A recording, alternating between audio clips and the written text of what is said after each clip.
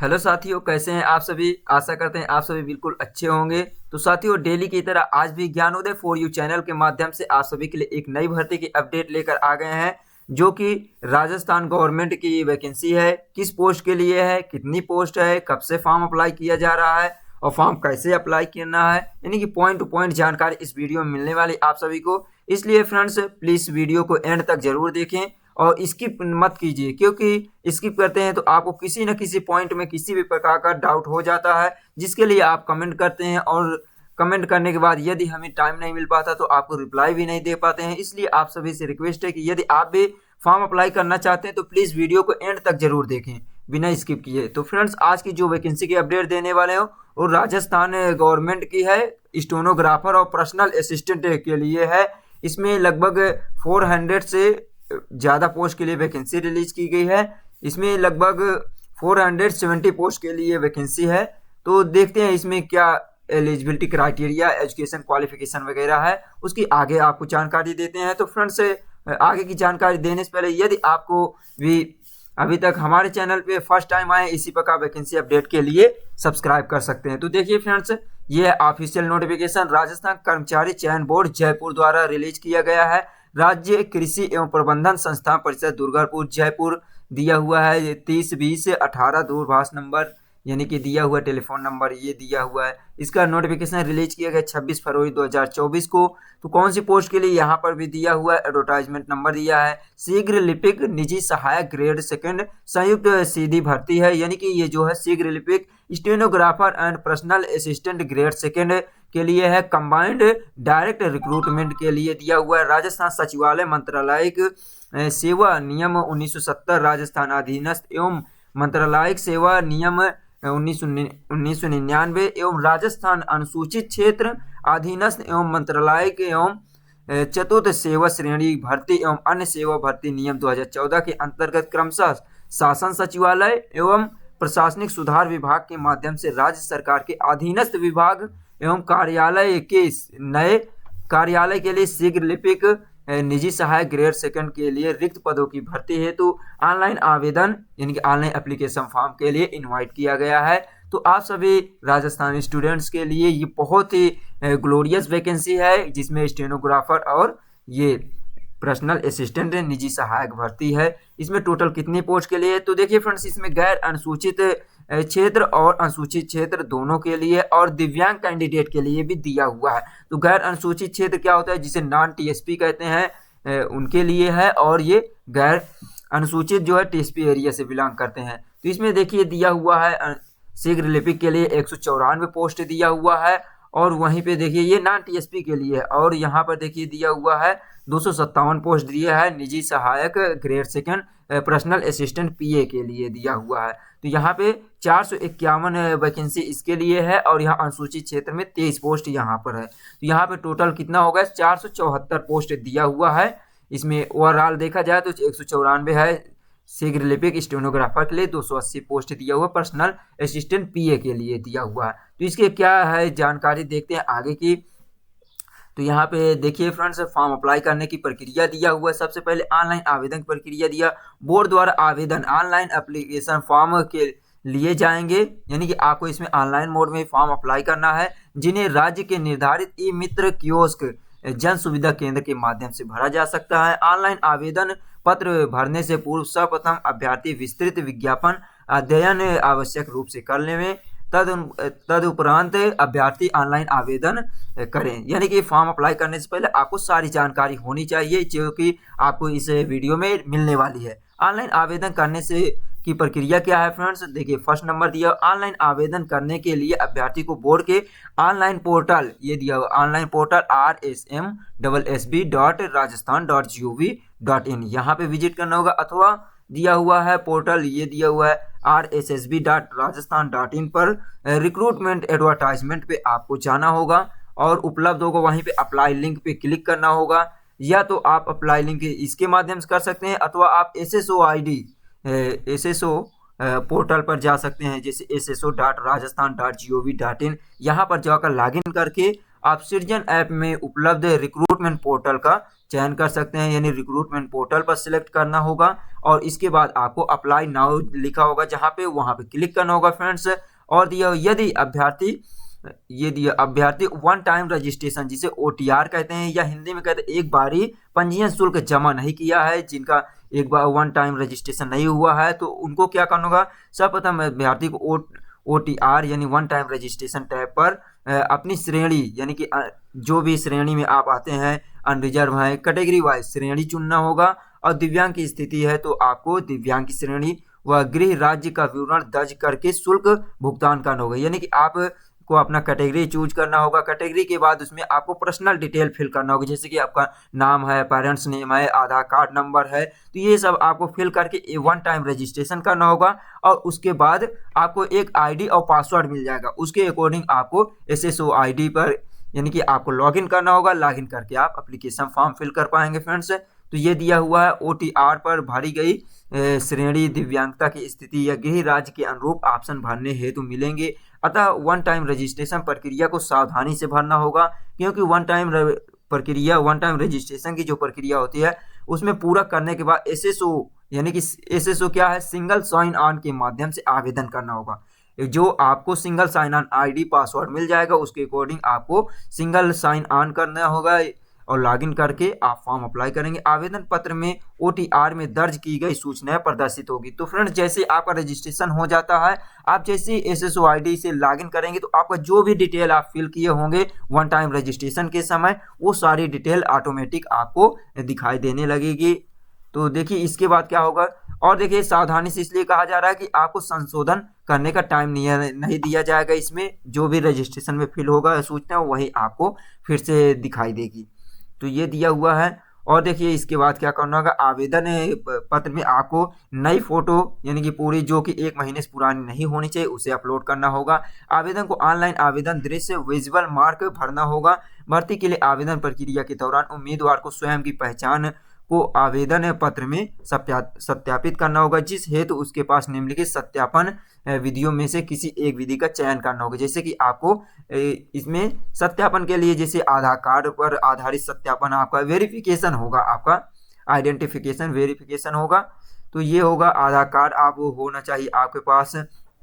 यदि उम्मीदवार पर आधार कार्ड का उपयोग करके वन टाइम रजिस्ट्रेशन जनरेट करता है तो किसी और सत्यापन की आवश्यकता नहीं होगी। तो सबसे बेस्ट यही है कि आप आधार कार्ड से अपना ये कीजिए वन टाइम रजिस्ट्रेशन। और उसके बाद यदि OTR जन आधार के माध्यम से जनरेट होता है तो उसमें क्या होगा, उम्मीदवार को आवेदन पत्र में अपना आधार नंबर दर्ज करना होगा। फिर डेटा को में दर्ज की गई जानकारी, उम्मीदवार के पिता का नाम है, उम्मीदवार का नाम और जन्म तिथि का सत्यापन करना होता है। तो ये होता है। और दूसरा दिया, यदि आधार कार्ड नहीं है तो उसमें भी आपको यहाँ पे दिया गया है, आधार कार्ड नहीं है तो उम्मीदवार को आवेदन पत्र में इस हेतु निर्धारण के लिए सहमति की घोषणा करना होता है। तो ये सब दिया हुआ है। ये तो वन टाइम रजिस्ट्रेशन से रिलेटेड जानकारी है फ्रेंड्स।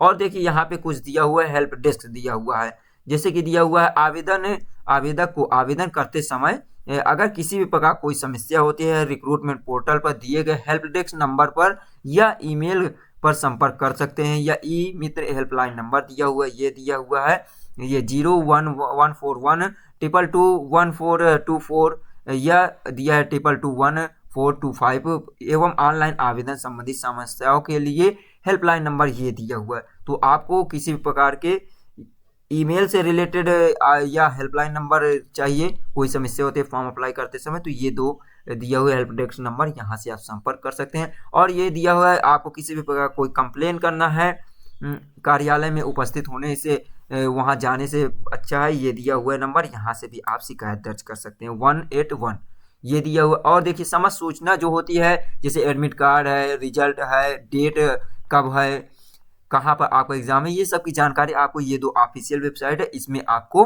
रिलीज की जाती है, इसमें प्रकाशित की जाती है। और देखिए फ्रेंड्स, जो भी कैंडिडेट रजिस्ट्रेशन नहीं किए हैं, फर्स्ट टाइम रजिस्ट्रेशन करते हैं, उनके लिए एप्लीकेशन फ़ी कितना होगी, रजिस्ट्रेशन फीस यहाँ पे, तो यहाँ पे दिया हुआ अलग अलग कैटेगरी वाइज दिया हुआ है। जैसे कि दिया हुआ है ये सामान्य वर्ग व क्रीमी लेयर के अन्य पिछड़ा वर्ग, अति पिछड़ा वर्ग के आवेदक के लिए 600 रुपये है। तो जो जनरल कैंडिडेट है या तो जो OBC कैंडिडेट हैं उन कैंडिडेट के लिए जो क्रीमी लेयर में आते हैं उनको 600 रुपये एप्लीकेशन फ़ी या रजिस्ट्रेशन फ़ी पेमेंट करना होगा। वहीं पे देखिए राजस्थान के जो नॉन क्रीमी लेयर श्रेणी के अन्य पिछड़ा वर्ग हैं या अति पिछड़ा वर्ग के या कमज़ोर वर्ग के कैंडिडेट हैं उनको और अनुसूचित जनजाति अनुसूचित जाति के लोग को 400 रुपये देना है और दिव्यांग कैंडिडेट को भी 400 रुपये रजिस्ट्रेशन फ़ी देना होगा। और देखिए राजस्थान के भिन्न भिन्न अन्य राज्यों के अनुसूचित जाति अनुसूचित जनजाति अन्य पिछड़ा वर्ग अति पिछड़ा वर्ग आर्थिक रूप से कमजोर वर्ग के अभ्यर्थियों को समान वर्ग का अभ्यर्थी माना जाएगा। अतः ऐसे में समान अभ्यर्थी के निर्धारित पंजीयन शुल्क देना होगा। तो फ्रेंड्स इसमें जैसे अदर स्टेट के कैंडिडेट भी फॉर्म अप्लाई करना चाहते हैं तो उनको जनरल कोटा से इसमें फॉर्म अप्लाई करना होगा और उनको 600 रुपये रजिस्ट्रेशन फ़ी देना होगा। और देखिए दिया पूर्व में एक बार ही पंजीयन शुल्क जमा करवा चुके अभ्यर्थी को दोबारा शुल्क दे नहीं होगा। तो जो कैंडिडेट एक बार रजिस्ट्रेशन फ़ी पेमेंट कर चुके हैं उनको दोबारा नहीं देना होगा। अब देखिए फ्रेंड्स यहाँ पे दिया है शीघ्र लिपिक और निजी सहायक ग्रेड के लिए रिक्त पदों को कैटेगरी वाइज किस प्रकार डिवाइड किया गया है। इसमें महिला के लिए कितना पोस्ट है और पुरुष के लिए कितना पोस्ट है। और यहाँ पे दिया हुआ है महिलाओं में जैसे कि कई प्रकार की महिला होती है जैसे कि जो कैंडिडेट डिवोर्स दिए होते तलाकशुदा होती हैं या किसी कारणवश शादी नहीं होती है उनके उन तरह के कैंडिडेट के लिए जो मतलब कि हेल्पलेस होती हैं उन महिलाओं के लिए भी यहाँ पे रिलीज किया गया है। तो टोटल जो दिया 194 पोस्ट दिया हुआ है यहाँ पे ये किस पोस्ट के लिए दिया हुआ है स्टेनोग्राफर के लिए। जो गवर्नमेंट सेक्रेटरीट के लिए पोस्ट कोड ये 1 दिया हुआ है। 194 में से जनरल यानी कि पुरुष के लिए 56 पोस्ट दिया हुआ है और ये जनरल कैंडिडेट के लिए। और जनरल कैंडिडेट में महिलाओं में देखिए जो समान महिला है यानी पूरी तरह से सही है उनके लिए दिया हुआ 15 पोस्ट। और जो डिवोर्स या विधवा है विधवा महिलाएं हैं यानी विडो कैंडिडेट हैं फीमेल उनके लिए 7 पोस्ट है। प्रत्यक्ष डिवोर्स हैं उनके लिए 1 पोस्ट है। वहीं पे अनुसूचित यानी एससी कैंडिडेट में देखिए पुरुष के लिए 19 पोस्ट है, महिला सामान्य महिला के लिए 5 पोस्ट है, विधवा के लिए 2 है, प्रत्यक्ष के लिए 1 है। इसी प्रकार यहाँ एसटी कैंडिडेट के लिए दिया हुआ है ये दिया है सामान्य के लिए। तो इस प्रकार आप फ्रेंड्स चेक कर सकते हैं आप मेल फीमेल दोनों कैंडिडेट के लिए यहाँ पे रिलीज किया गया है। और यहाँ पे कुछ दिया हुआ आर्थिक रूप से कमजोर वर्ग के लिए भी ये। और ये देखिए जो क्षैतिज आरक्षण या हॉरिजॉन्टल रिजर्वेशन के लिए दिया है दिव्यांगजन के लिए दिया हुआ है यानी कि पीडब्ल्यूडी कैंडिडेट के लिए यहाँ पे दिया हुआ 2 यहाँ पे दिया टोटल 8 पोस्ट दिया हुआ है। तो इस प्रकार देखिए सचिवालय के लिए टोटल 97 पोस्ट दिया हुआ है। शासन सचिवालय कार्यालय लिपिक ग्रेड के लिए दिया हुआ है। और देखिए फ्रेंड्स यहाँ पे भूतपूर्व सैनिक के लिए भी कुछ पोस्ट दिया हुआ है यानी कि जो एक्स सर्विसमैन हैं उनके लिए दिया हुआ है। जनरल के लिए 10 पोस्ट, एससी के लिए 3 और एसटी के लिए। तो ये एक्स्ट्रा वैकेंसीज भी है। और स्पोर्ट कोटा के कैंडिडेट जो हैं उनके लिए भी 4 पोस्ट रिलीज किया गया स्टेनोग्राफर के लिए। तो ये एक्स्ट्रा भी कुछ वैकेंसीज है जिनको कि कैलकुलेशन नहीं किया गया उनमें से 474 पोस्ट में। और देखिए दिया है पीए के लिए दिया हुआ है यानी पर्सनल असिस्टेंट के लिए टोटल जो वैकेंसी दिया गया है उसमें देखिए 257 पोस्ट दिया। इसमें भी कैटेगरी वाइज चेक कर सकते हैं general, SC, ST, OBC, MBC, EBC और आर्थिक रूप से कमजोर ईडब्ल्यूएस के लिए दिया हुआ है। टोटल ये दिए है यहाँ से भी देखते हैं। और 12 जिले शहरिया जनजाति के लिए भी 7 पोस्ट ये है, महिलाओं के लिए 1 पोस्ट है। और यहाँ पे देखिए दिया हुआ है वहीं पे पर्सनल असिस्टेंट के लिए दिया हुआ है कैंडिडेट के लिए टोटल जो वैकेंसी रिलीज की गई है दिव्यांग कैंडिडेट के लिए यहाँ 12 पोस्ट ये है। और यहाँ देख सकते हैं 6 पोस्ट दिया हुआ है और ये तो इस प्रकार ये दिया हुआ है। और देखिए निजी सहायक के लिए जो अनुसूचित क्षेत्र में आते हैं यानी अनुसूचित क्षेत्र क्या होता है फ्रेंड्स यहाँ पे कुछ स्पेशल वो होता है एरिया होता है जहाँ पे जैसे कि कम डेवलपमेंट होता है उन कैंडिडेट के लिए होते हैं। जो डेवलप्ड नहीं होते ज़्यादा उनके लिए भी दिया हुआ है। टोटल वैकेंसीज दिया हुआ है कितने पोस्ट हैं 13 पोस्ट दिया हुआ है यहाँ पे। और बैकलॉग वाइज भी इसमें वैकेंसी 10 पोस्ट दिया हुआ है। तो इस प्रकार 23 पोस्ट दिया हुआ है नॉन टीएसपी एरिया के लिए। तो इस प्रकार टोटल जो है फ्रेंड्स 474 पोस्ट के लिए वैकेंसी रिलीज की गई है। और देख लेते हैं इसके लिए अब आपके पास एलिजिबिलिटी क्राइटेरिया क्या होनी चाहिए उसकी जानकारी देख लेते हैं। और देखिए फ्रेंड्स कुछ जानकारी जो है जैसे कि आपको कुछ और जानकारी लेना है तो उसमें वीडियो को पॉज कर सकते हैं फ्रेंड्स। स्लोली यहाँ पे आपको स्लाइड करते हुए दिखा देते हैं। जैसे कि ये दिया हुआ है कुछ जानकारी भूतपूर्व सैनिक के लिए क्या है और यहाँ पे दिया है। तो अब देखते हैं फ्रेंड्स जैसे स्पोर्ट कोटा कैंडिडेट हैं तो उनको यहाँ पर कहीं ना कहीं भाग लिए होना चाहिए, उनके पास सर्टिफिकेट होना चाहिए। जैसे अंतर्राष्ट्रीय ओलंपिक समिति IOC से है, ओलंपिक गेम्स का ग्रीष्मकाल के है, एशिया ओलंपिक में, एशियन गेम में भाग लिए होना चाहिए, या तो कोई भी राष्ट्रमंडल खेल परिसंघ में गेम में पार्टिसिपेट किए हों उनके लिए दिया हुआ है। और देखिए दिव्यांगजन के लिए दिया हुआ है कुछ यहाँ पे रूल रेगुलेशन, कितना रिजर्वेशन मिल जाएगा उनको, उनके लिए दिया हुआ है। और देखिए फ्रेंड्स इसमें सैलरी कितना मिलेगी, तो सबसे पहले आपको बता दें जैसे ही सिलेक्शन होता है तो आपको लगभग 2 साल या 1 साल के लिए इसमें प्रोबेशन पीरियड या परीक्षा काल में रखा जाता है, यानी कि आपकी परफॉर्मेंस चेक किया जाता है कि आप काम करने योग्य हैं कि नहीं। अगर उसके बेस्ड पे आप अच्छे अपना परफॉर्मेंस देते हैं तो आपका इसमें सैलरी और इंक्रीज किया जाएगा। तो यहाँ दिया राज्य सरकार द्वारा देश 7वें वेतन के अनुसार शीघ्र लिपिक निजी सहायक ग्रेड सेकंड का वेतन पे मैट्रिक्स लेवल 10 निर्धारित है। परीक्षा काल में मासिक नियत परिश्रमिक राज्य सरकार के आदेशानुसार इसमें दे होगा। और देखिए यहाँ पे कुछ देख लेते हैं जैसे कि एलिजिबिलिटी क्राइटेरिया, एजुकेशन क्वालिफिकेशन क्या होना चाहिए, तो senior secondary from a recognised board और इट्स इक्विवेलेंट एग्जामिनेशन। तो आपके पास सीनियर सेकेंडरी इंटरमीडिएट इसी को बोलते हैं फ्रेंड्स, और इसी को 10+2 पास होना चाहिए, तो ये आपके पास होना चाहिए। और साथ ही साथ आपके पास एक कंप्यूटर सर्टिफिकेट होना चाहिए, जैसे कि O level higher level certificate on course conduct DOE-ACEE under control of department of electronics government of India, तो ये होना चाहिए। या आपके पास CCC का कोर्स होना चाहिए, certificate course on computer concept, जो कि नीलिट न्यू दिल्ली द्वारा रिलीज किया गया हो, इशूड हो, वो होना चाहिए। या तो आपके पास COPA computer operating programming assistant का आपके पास सर्टिफिकेट होना चाहिए, जो कि ये दिया हुआ है, किसके द्वारा रिलीज किया होना चाहिए, preparation and computer software certificate organise under national और state council of vocational training scheme, यानी NTVC या STVT से होना चाहिए। और या तो आपके पास डिग्री डिप्लोमा सर्टिफिकेट होना चाहिए कंप्यूटर साइंस का, साइंस या कंप्यूटर एप्लीकेशन का university established by law in India from institution recognised by government of India. तो आपके पास या तो डिग्री या डिप्लोमा होना चाहिए कंप्यूटर साइंस से होना चाहिए, या तो आपके पास senior secondary certificate from recognised board of secondary education in country with computer science या computer application in one of subject. तो यदि आपके पास कंप्यूटर एप्लीकेशन या कंप्यूटर साइंस से इंटरमीडिएट किए हुए हैं एक सब्जेक्ट के रूप में, तो भी इसमें आप फॉर्म अप्लाई कर सकते हैं। या तो आपके पास डिप्लोमा होना चाहिए कंप्यूटर साइंस से या इंजीनियरिंग से फ्रॉम पॉलिटेक्निक इंस्टीट्यूट, तो आप पॉलिटेक्निक किए हों कंप्यूटर साइंस से या इंजीनियरिंग से, तो भी इसके लिए आप फॉर्म अप्लाई कर सकते हैं। तो ये आपके पास सर्टिफिकेट आपके पास होना चाहिए इंटरमीडिएट के साथ साथ। और देख लेते हैं फ्रेंड्स इसमें आपके पास अब एग्ज़ाम के लिए स्कीम क्या दिया हो, एज लिमिट इसमें कितना होनी चाहिए, तो ये दे 1 जनवरी 2025 में आपकी एज 18 साल होनी चाहिए मिनिमम एज, और मैक्सिमम एज 40 वर्ष होनी चाहिए इससे। और देखिए इसमें दिया हुआ है छूट भी कुछ रहेगा, ये दिया हुआ, किंतु यह 3 वर्ष से अधिक छूट नहीं होनी चाहिए, ये अधिक नहीं होनी चाहिए। तो इसमें मिनिमम एज इतना दिया हुआ। एज का रिलैक्सेशन भी कैटेगरी वाइज दिया गया है, जैसे कि दिया हुआ है SC ST OBC MBC या PWD कैंडिडेट के जो मेल कैंडिडेट हैं उनके लिए 5 वर्ष की छूट दी जाती है, जो कि राजस्थान के मूल निवासी हैं।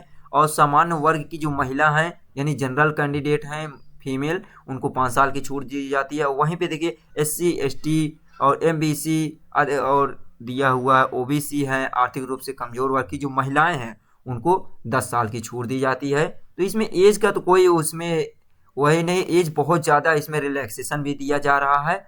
और देख लेते हैं फ्रेंड्स कुछ जानकारी जो कि आपके लिए जानना फॉर्म अप्लाई से पहले बहुत ही ज़रूरी है। यहाँ दिया है जैसे पंजीयन शुल्क आपको किस प्रकार जमा करना है। यदि आवेदक OTR यानी वन टाइम रजिस्ट्रेशन एक बार पंजीयन शुल्क नहीं जमा किए हैं, तो पंजीयन शुल्क राज्य के निर्धारित कियोस्क या जन सुविधा केंद्र यानी common service centre, net banking, ATM, debit card, credit card के माध्यम से 29 फरवरी 2024 से दिनांक 29 मार्च 2024 तक रात्र यानी कि 12 बजे तक आप जमा कर सकते हैं। यानी कि इसका जो रजिस्ट्रेशन होगा वो 29 फरवरी से स्टार्ट हो चुका है और 29 मार्च तक इसका चलेगा। और देखिए ऑनलाइन आवेदन की जो डेट दिया हुआ है, ऑनलाइन आवेदन 29 फरवरी 2024 से लेकर 29 मार्च 2024 तक 12 बजे तक इसमें आपको कहा जाए तो वेबसाइट पर जाकर आप भर सकते हैं। और इसके बाद अगर 29 मार्च के बाद आप फॉर्म अप्लाई करेंगे तो इसका जो एक्टिव लिंक होगी ऑफिशियल वेबसाइट की वो निष्क्रिय या डीएक्टिवेट हो जाएगी। तो आवेदक को सलाह दिया जाता है कि ऑनलाइन आवेदन के अंतिम डेट का इंतजार न करें और फॉर्म अप्लाई कर पाएँ। और परीक्षा का योजना क्या दिया हुआ है यहाँ पे, शीघ्र लिपिक या ये जो वैकेंसी है दोनों पोस्ट के लिए ऑफलाइन OMR आधारित परीक्षा आयोजित करवाई जाएगी। परीक्षा के संबंध में विस्तृत सूचना बोर्ड एवं प्रेस विज्ञापित माध्यम से दिया जाएगा। बोर्ड के पास परीक्षा के दिनांक स्थान परिवर्तन करने का अधिकार है। तो इसमें जो आपका इसमें एग्जाम होने वाला है वो ऑफलाइन OMR बेस्ड पे होने वाला है फ्रेंड्स। और देखिए इसका एडमिट कार्ड वगैरह जो है ऑफिशियल वेबसाइट पर ही रिलीज किया जाएगा, आप चेक कर पाएंगे। और देखिए दिया हुआ अनापत्ति पत्र के संबंध में दिया हुआ है, जैसे सभी आवेदक जो पहले से ही सरकारी नौकरी में हैं या सरकारी नौकरी उपक्रम में नियुक्त हैं, उन्हें भी अपने नियोक्ता को इस परीक्षा के लिए आवेदन पत्र प्रस्तुत करने से पूर्व ही लिखित में सूचित करते हुए आवेदन करना होगा। यदि आवेदक पात्रता की जांच एवं दस्तावेज सत्यापन के समय विज्ञापन में प्राप्त अनापत्ति पत्र जो NOC होता है प्रस्तुत नहीं करना होगा। तो ये दिया हुआ, यानी कि जो कैंडिडेट है उनको अनापत्तित पत्र या प्रमाण सर्टिफिकेट जमा करना होता है। और देखिए फ्रेंड्स देख लेते हैं यहाँ पे कुछ दिया हुआ है, फॉर्म का आपका रिजेक्ट होने का कुछ जानकारी दी गई है, उसे देख लीजिए। किसी भी ऐसे पुरुष से जिसकी एक से अधिक शादी हो गई है और उनकी एक से जीवित पत्नी है वो इसमें फॉर्म नहीं अप्लाई कर सकते। किसी ऐसी महिला आवेदक जो उस पुरुष से विवाह की हो जिसके पहले से जीवित पत्नी है, तो ये सब ऑलरेडी दिया हो, वो फॉर्म नहीं अप्लाई कर सकते हैं। और देख लेते हैं जैसे आवेदन कैसे करना है, तो ये सब ऑलरेडी आपको बता चुके हैं फ्रेंड्स कि आपको अपना कैटेगरी वगैरह चेक करना है और किसी भी कॉमन सर्विस सेंटर से या तो आप जो पोर्टल बताया उसमें से आप स्वयं फॉर्म अप्लाई कर सकते हैं। तो ये दिया है ऑफिशियल वेबसाइट। और देखिए फॉर्म में क्या क्या आपका डॉक्यूमेंट वगैरह लगेंगे उसकी जानकारी होनी चाहिए। जिसे दिया फोटो आपका क्लियर होना चाहिए और फेस भी एकदम फ्रंट में होना चाहिए। और दिया हस्ताक्षर अपलोड करना होगा, यानी कि आपको सिग्नेचर वगैरह वो करना होगा। और जो डॉक्यूमेंट है JPG फॉर्मेट में होना चाहिए। सबको फॉर्मेट दिया हुआ है, फाइल कितना होना चाहिए ये सब आप चेक कर सकते हैं। आप ऑलरेडी यहाँ पे आप स्लो से दिखा देते हैं, आप वीडियो को पॉज करके भी चेक कर सकते हैं कि इसका फॉर्मेट कितना होना चाहिए। और देखिए ऑनलाइन आवेदन में संशोधन की प्रक्रिया के लिए दिया हुआ है कि बोर्ड द्वारा ऑनलाइन आवेदन में संशोधन हेतु कोई ऑफलाइन प्रार्थना पत्र स्वीकार नहीं किया जाएगा। बोर्ड द्वारा जारी विज्ञापन के अनुसार 14 जुलाई 2023 द्वारा यदि किसी अभ्यर्थी को अपना OTR में स्वयं के नाम, पिता के नाम, जन्म तिथि या लिंग परिवर्तन करना है तो उसे सर्वप्रथम अपने जन आधार में परिवर्तन कराना होगा। तो यानी रजिस्ट्रेशन फॉर्म में किसी भी प्रकार चेंज करना है तो आपको पहले डॉक्यूमेंट आपको उसमें नाम को सही करवाना है, तब सही हो पाएगा। और देखिए यदि आपको कोई भी अभ्यर्थी को ऑनलाइन आवेदन में संशोधन करना चाहते हैं तो वो कैसे कर पाएंगे, तो दिया हुआ है आवेदन प्राप्ति की अंतिम तिथि के पश्चात 7 दिवस के भीतर आपको दिया हुआ है निर्धारित शुल्क 300 रुपये देकर ऑनलाइन आवेदन में संशोधन करवा सकते हैं। ऑनलाइन आवेदन में अभ्यर्थी फोटो, हस्ताक्षर एवं उन सूचनाओं को परिवर्तित नहीं कर पाएंगे जो उसने OTR यानी कि रजिस्ट्रेशन फॉर्म में करते समय दर्ज किया है। और शेष इसके अलावा आप सभी कुछ में चेंजेस कर सकते हैं। तो फ्रेंड्स इसमें क्या कहा गया है, फॉर्म में करेक्शन के लिए जिससे लास्ट डेट 29 मार्च है, तो 29 मार्च के एक सप्ताह तक आप अप्रैल में लगभग 6 अप्रैल तक इसमें संशोधन कर पाएंगे। तो एक सप्ताह का टाइम दिया जाएगा जिसमें 300 रुपये रजिस्ट्रेशन फिर करेक्शन फ़ी दिया जाएगा, यानी संशोधन फ़ी आपको पेमेंट करना होगा। और वो चीज़ नहीं आप चेंज कर पाएंगे जो कि रजिस्ट्रेशन के समय फिल किया है OTR में। और देखिए ऑनलाइन आवेदन प्रत्यारित, यानी कि आपको इसमें किसी भी प्रकार के कोई आप अयोग्य हैं या तो आप एलिजिबल नहीं इसमें फॉर्म अप्लाई करने के लिए और गलती से आपने फॉर्म अप्लाई कर दिया, जैसे आपका डॉक्यूमेंट कंप्लीट नहीं या फॉर्म अप्लाई कर दिया किसी भी प्रकार, तो उसमें देखिए उसके लिए आपको फॉर्म अपना वापस लेना होगा। नहीं तो क्या होगा, उसके लिए आपको यहाँ पे कुछ जानकारी दिया है, कार्रवाई भी आपके साथ हो सकती है। जैसे दिया हुआ है आप पढ़ लीजिए यहाँ पे, बोर्ड द्वारा उक्त विज्ञापन में उल्लेखित शैक्षणिक योग्यता अर्थात संबंधित प्रमाण पत्र धारित नहीं होने के उपरांत भी अगर अभ्यर्थी द्वारा ऑनलाइन आवेदन भरा जाता है तो ऐसे में आवेदक को अंतिम तिथि के 7 दिन के भीतर एसएसओ पोर्टल पर लॉगिन करके रिक्रूटमेंट पोर्टल का चयन कर माई रिक्रूटमेंट सेक्शन के अंतर्गत संबंधित परीक्षा के समक्ष विड्रा बटन, यानी कि जो विड्रा बटन जहाँ पे लिखा हो वहाँ पे क्लिक करके अपना ऑनलाइन आवेदन पत्र प्रत्यारित या विड्रा कर सकते हैं, वापस ले सकते हैं। विज्ञापन के अनुसार वांछित योग्यता नहीं होने के बावजूद भी इस अवधि में आवेदन पत्र विड्रा नहीं किया करने वाले अभ्यर्थी के विरुद्ध बोर्ड द्वारा पात्रता की जांच के उपरांत विधि सम्मत कार्यवाही की जाएगी। तो ये कहा गया है कि फ्रेंड्स आप एलिजिबल हो तभी फॉर्म अप्लाई कीजिए। और देखिए फ्रेंड्स यहाँ पे आप देख लेते हैं कि परीक्षा के स्कीम क्या है, जैसे कि क्या क्या सब्जेक्ट होंगे, कितने क्वेश्चन होंगे, इसकी जानकारी ले लेते हैं। फ्रेंड्स वीडियो हमारी थोड़ा लॉन्ग हो जाती है, इसका रीज़न ये है कि हम आपको पॉइंट टू पॉइंट जानकारी देते हैं। तो देखिए यहाँ पे दिया हुआ है दोनों के लिए, शीघ्र लिपिक निजी सहायक के लिए स्कीम दिया हुआ है, फर्स्ट नंबर दिया हुआ है, ये दिया प्रश्न पत्र दिया हुआ है, इसमें सब्जेक्ट दिया है सामान्य ज्ञान, दैनिक विज्ञान से रिलेटेड क्वेश्चन होंगे। और देखिए राजस्थान का सामान्य ज्ञान, इसके आपको प्रश्न पत्र एक जो होगा इसमें 3 घंटे का टाइम दिया जाएगा और सामान्य हिंदी और अंग्रेजी के लिए 3 घंटे का टाइम होगा, जिसमें 50 अंक होंगे, 50 अंक यानी 100 अंक के आपको इसमें ये दिया रहेगा प्रश्न पत्र। ये दिया चरण 1 यानी कि जो कैटेगरी 1 सेक्शन 1 का एग्जाम होने वाला है। और देखिए दिया हुआ है अभ्यर्थी को 2 प्रश्न पत्र में से कोई एक विकल्प करना होगा, इसमें दिया प्रश्न पत्र। ये दिया अंग्रेजी अनुलिपिक परीक्षा दिया हुआ है, परीक्षण के लिए अनुलिपिक परीक्षण के लिए दिया है परीक्षण 100 शब्दों प्रति मिनट होगा, यानी कि ये दिया है 100 शब्द प्रति मिनट का श्रुत लेख होगा और श्रुत लेख गद्यांश का कंप्यूटर पर अंग्रेजी प्रतिलेखन और टंकण होगा। तो इसके लिए दिया 10 मिनट इसमें टाइम दिया जाएगा, 10 मिनट में आपको ये दिया है 100 शब्द प्रति मिनट, इसमें आपको श्रुत लेखक यानी सुनकर जो टाइपिंग की जाती है उसके लिए दिया हुआ है। श्रुत गद्यांश कंप्यूटर पर अंग्रेजी प्रतिलेखन के लिए दिया हुआ है 60 मिनट, इसके लिए 100 अंक का ये होगा। और दूसरा दिया हुआ है ये दिया हुआ हिंदी के लिए दिया आशुलिपिक परीक्षा दिया हुआ 10 मिनट होगा। और ये तो इन दोनों प्रश्न में से यहाँ पे बताया गया अभ्यर्थी निम्नलिखित 2 प्रश्न पत्रों में से कोई एक का विकल्प चुन सकते हैं, ये दिया था। अब देखिए इसमें सिलेबस क्या है और यहाँ पे जानकारी दिया गया फ्रेंड्स कि प्रत्येक प्रश्न में 5 विकल्प होंगे, A B C D E करके होगा, जिनमें से एक को आपको सिलेक्ट करना होगा, वो भी ब्लू बॉल पॉइंट से पेन से आपको इसमें गोला करना होता है। ये देखिए दिया हुआ गोला करने का होता है। और देखिए यहाँ पे ये भी जानकारी दिया गया है आपको 5 विकल्प में से कोई एक विकल्प को आपको जरूर उसमें गोला करना है, यदि आप गोला नहीं करते हैं तो उसमें से आपको नंबर कटेंगे। ये दिया हुआ है अगर एक भी ऑप्शन नहीं चूज करते हैं तो यहाँ पे 1/3 यानी कि 0.33 मार्क्स काट लिए जाएंगे आपके, ये 1/3 घटाए जाएंगे, ये दिया हुआ है। और देखिए फ्रेंड्स यहाँ पे जो 5वां विकल्प होगा उसमें ऐसे रहेगा जैसे आपको कोई भी विकल्प नहीं समझ में आ रहा है तो 5वां आपका ऑप्शन को चूज करना होगा। और देखिए यहाँ पे सिलेबस दिया हुआ है फ्रेंड्स, आप सिलेबस भी चेक कर सकते हैं, पेपर 1 के लिए दिया हुआ है तो यहाँ पे आप चेक कर सकते हैं कि सब्जेक्ट से कितना है, जैसे कि जनरल ये दिया हुआ है, जनरल से जनरल ज्ञान और यानी कि जनरल सामान्य ज्ञान और दैनिक विज्ञान से दिया है एवरीडे साइंस के लिए, ये दिया ऑलरेडी यहाँ पे आप पॉज करके भी देख सकते हैं फ्रेंड्स। राजस्थान का जो सामान्य ज्ञान है यानी कि जनरल नॉलेज आप राजस्थानी स्टेट के लिए दिया है, इसे भी चेक कर सकते हैं।